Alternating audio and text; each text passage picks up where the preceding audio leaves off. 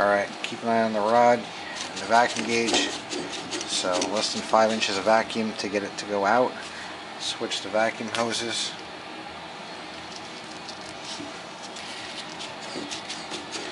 Pulls in with very little vacuum.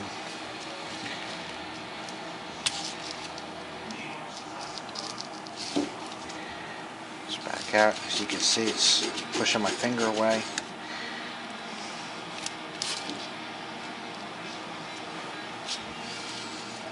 As you can see, it's pushing back in with resistance from my hand.